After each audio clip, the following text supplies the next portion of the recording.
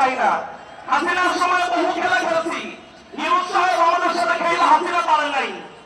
অতএব সাবধান করে দিচ্ছি আপনাদেরকে, আমাদের সাথে আপনারা খেলেন না, মেহরবানি করে খেলেন না।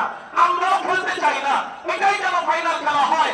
আমরা রাস্তায় বসে বসে যেমন হাসিনাকে রাজপথ দখল করে করে বিদায় করছি, যদি কাদিয়ানীদেরকে কাফের ঘোষণা না করা হয়, আগামীতেও আমরা রাজপথ দখল করে করে কাদিয়ানীর বিরুদ্ধে জিহাদ ঘোষণা করতে পারি ইনশাআল্লাহ।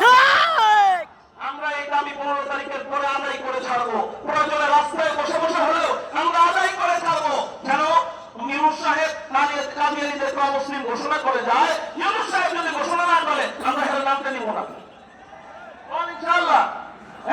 যেমন নির্বাচন না দিয়ে নামতে পারবো না, ঠিক কাদিয়ানীদের ব্যাপারে ফয়সালা না দিয়ে নামতে পারবে না। ঠিক আছে না ইনশাআল্লাহ? কাদিয়ানীরা কাফের, এটা ফয়সালা দিয়ে এরপর নামতে হইব। ঠিক আছে না ইনশাআল্লাহ? যদি নামেন আমরা আপনার হাত কইরা গলা ধরে পা ধরে টাইনা বসায় দেব, তারপরেও কাদিয়ানীদেরকে কাফের ঘোষণা দিয়ে নামতে। এই ব্যাপারে আপনাদের কারো দ্বিমত আছে? বিষয় হুজুরের সাথে থাকবেন তো ইনশাআল্লাহ? জান মাল রক্ত নবীর জন্য দিতে রাজি আছেন তো ইনশাআল্লাহ? আল্লাহ কবুল করেন বলি আমিন। মুহতারাম হাজিরিন, তো এই হলো নবীজির চেহারা।